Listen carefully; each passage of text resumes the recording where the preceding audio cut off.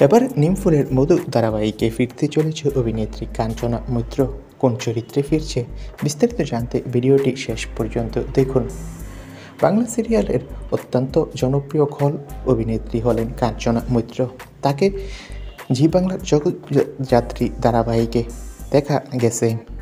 চরিত্রের প্রতি মানুষের ক্ষোভ থাকলেও তার অভিনয় বেশ ভালোই উপভোগ করছে দর্শকরা।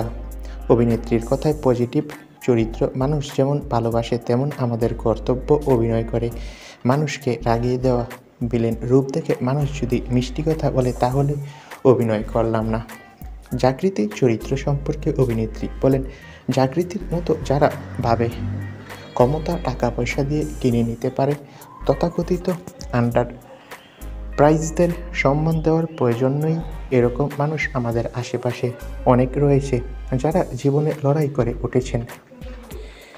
অভিনেত্রী কাঞ্চনা মৈত্র এবার নিমফুলের মধু ধারাবাহিকে ফিরতে চলেছে। এবার কৃষ্ণের বান্ধবী চরিত্রে দেখা যাবে নিমফুলের মধু ধারাবাহিকে। এবার পর্ণার নতুন শত্রু হয়ে নিমফুলের মধু ধারাবাহিকে ফিরছে অভিনেত্রী কাঞ্চনা। এবার কৃষ্ণের সাথে নতুন ষড়যন্ত্রে লিপ্ত হতে আমরা তাকে দেখব। তো বন্ধুরা, তোমরা কে কে এই চমকটি দেখতে চাও কমেন্ট করে জানাও। ধন্যবাদ।